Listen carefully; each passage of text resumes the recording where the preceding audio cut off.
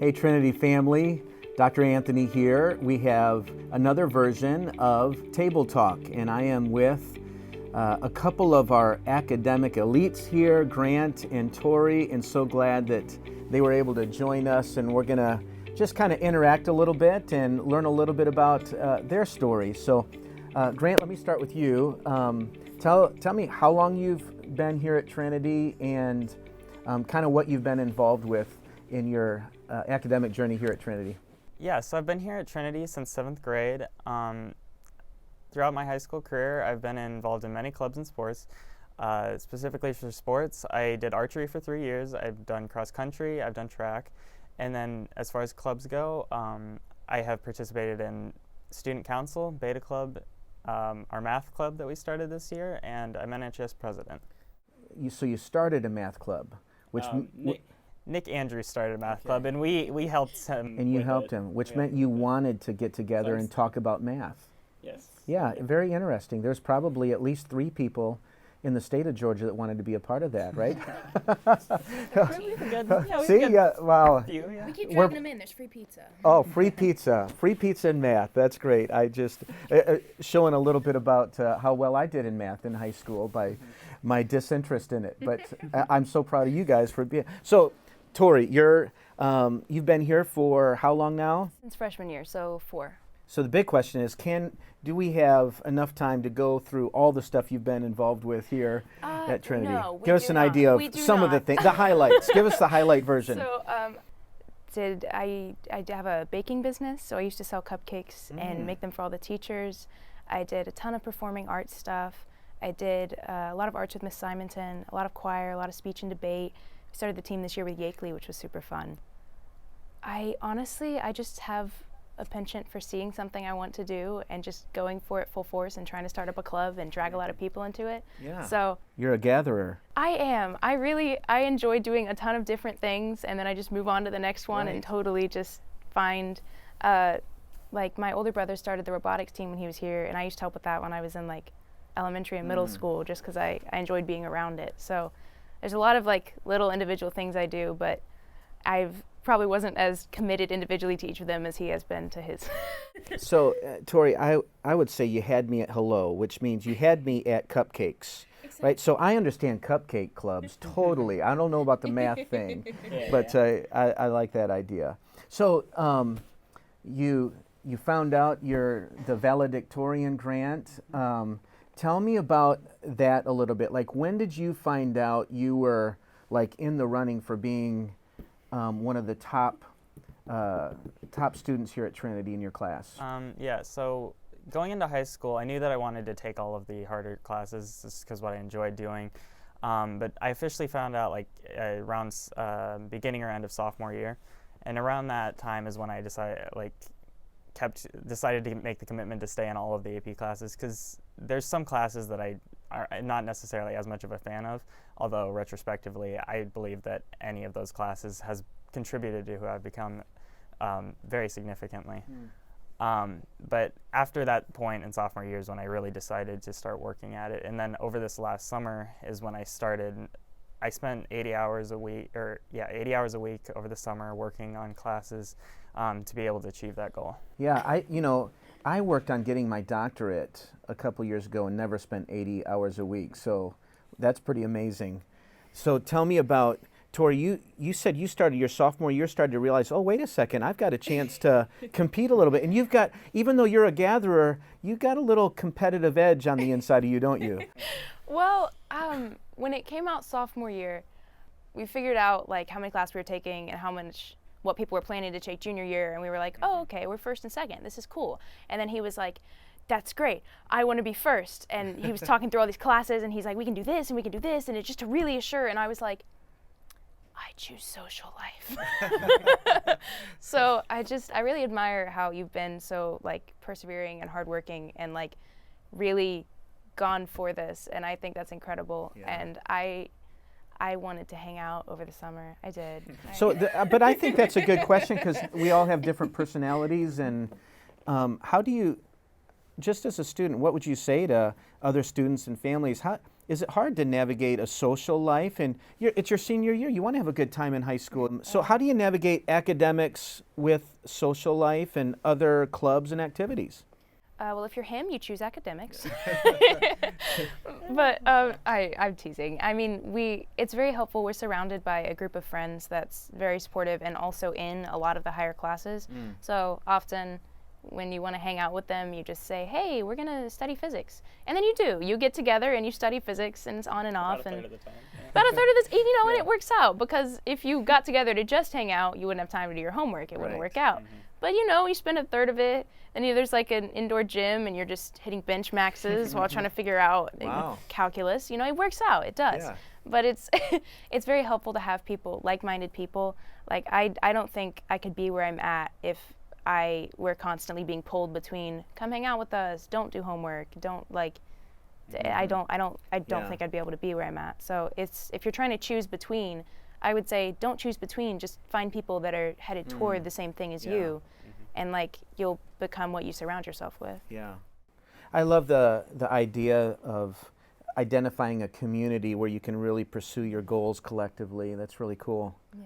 So tell me a little bit about your goals going into college. I know, Grant, you're looking to go to Georgia Tech. Tell me what you're going to study. Yeah, as of now, my plan is to go to Georgia Tech. I'm very interested in doing a double major in chemistry and physics, and if time permits, maybe a minor in math or something. I plan on, one of the things I really am interested in is trying to do undergraduate research, because afterward I'm looking at going into a master's and then a PhD program where that's very helpful. So I really hope I'm able to do those opportunities where I can, number one, contribute to whatever I'm interested in, but at the same time study what I love learning. Yeah. No one's ever accused you of being a slacker, have they? No. Yeah. Other than myself, no. All right. So you're your toughest critic, are you? Yeah. Well, tell me, Tori, you're getting ready to go to Georgia. I am, yeah. I think the only thing I've eliminated is that. That's a lot of math. You can have that. I keep changing my plan. I have a ton of things I want to do. I mean, I keep gathering people to do all these various interests, and I just discover that I kind of love everything except that much math. That's a lot of math. But I want to choose something that allows me to keep impacting people and keep interacting with them and just bringing the Lord to them, and that's something I'm really passionate about. So whatever I do in college, I probably want to just achieve leadership positions and really impact the community around Athens and stuff like that. That's what I'm more passionate about than what my actual degree is. Technically right now it's linguistics, which I do love languages, but I also love 13 other things that I may choose by the time I graduate. Yeah. But that's the goal. Well, you're so humble. Let me brag on you. You were accepted in the Georgia Honors University. That's just phenomenal. I mean, so proud of you both for your achievements. And, God has made each one of us unique, and He's given you both some unique gifts. And my prayer would be that you would really pursue those with all of your heart and be successful and let God use you in extraordinary ways. Let me just end by this. I think we have parents that watch this along with other students, but as they're navigating life and the journey for their own kids, as you were wanting to pursue some pretty high-level goals, what kind of advice would you give students coming up in middle school? What are some things that you need to be doing in order to get to a position where you are accepted in Georgia Honors or Georgia Tech, and I'm sure that you guys would be accepted at a lot of major universities, but tell us, how do you prepare yourself? I would say two things. Obviously, there's the main path of just taking all of the harder classes you can, challenging yourself as much as you can, and to that point, it's not that you take all of the classes you can, you take what you're capable of doing. Do universities, have you found this to be true, that it's more than just academics? Are they looking for other things too? Yes. One of the things that I would say is that the earlier you're able to start on doing outside things, the better, but that's not necessarily saying to put a ton of pressure on it. It's just going into high school, make sure you do research, and if you have goals, look into it. One of the big things that I wish I had known more of is looking at looking at opportunities outside of school where you're able to participate in the community. Like regular community service or community leadership positions. That's a big thing that colleges value. So volunteer work, clubs, also just extracurriculars in high school, leadership athletics. Positions especially. Okay, but I think they're kind of looking at well-roundedness, right? A lot of schools very much value well-rounded. So while the test scores that you get are very important on your base level admissions, a college will choose somebody who's more well-rounded and has other skills compared to somebody who doesn't if they have the same test scores and everything. So it's very important to build up who you are as a person in addition to your academics. Okay. So Tori, I'll be a little bit more specific with you. Speak to our 7th and 8th grade girls, and some of them have some abilities like you to really excel academically. What kind of advice would you give those students and the parents of those students as they're making those goals for the future? Yeah, I would say hugely choose what you love to do, and if you're going to choose a path, you have to make sure that you love what you're doing along the way, because if you choose a path because I want the title of the college, or I feel like I can do this, so I should do this, or you think, oh, my child should be capable of this, my child should do this, then you're just going to be miserable if that's your entire motivation. And you might be able to do it, you might not, who knows, but at the end of the day, you'll have poured so much of your time and soul into something that you might not even love. And then you'll wake up and maybe you'll be into college, maybe you won't, but you'll have hung your whole identity on whether or not you get into this college. And sometimes college admissions just doesn't seem to line up with a lot of what happened. So I would say along the way, put your identity in something that matters, like put it in Jesus and put it in something that's constant, that's going to stay with you. And then once you've done that, once you feel the peace from that, if you love taking classes and you get this high from chasing all the from achieving things and from seeing how much you can challenge yourself, do that. It's incredibly fun. And keep asking admin, email all the counselors, make them tired of you.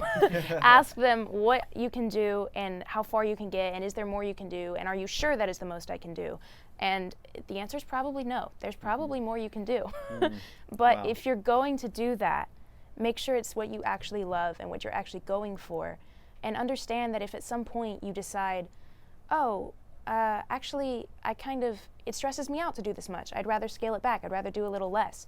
It hasn't all been for nothing. It's not like you've wasted all this time on something you no longer want.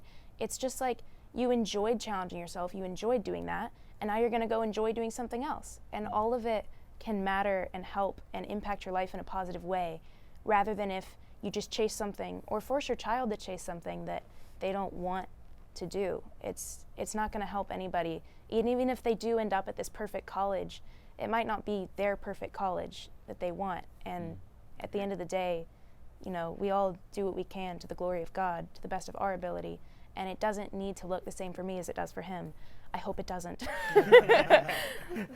So hopefully your journey doesn't include as much math, right? No physics. No physics. Well, I tell you, each path is unique. There's no doubt. We're so proud of both of you, and you've kind of shown that you can really achieve some incredible educational goals, but yet you have beautiful personalities. You've been involved in a lot of other things here at Trinity, and we couldn't be more proud of you. Trinity, this is an example of just two of our students that are going to go out and change the world. They may not know how it's going to happen, but that's the fun part. Life is an adventure. Remember to pray for our students. They're incredible. They bear the image of God. God's got a unique plan, a significant plan for each one of our students. So just a big thank you to Grant and Tori for being leaders here at Trinity. God bless you.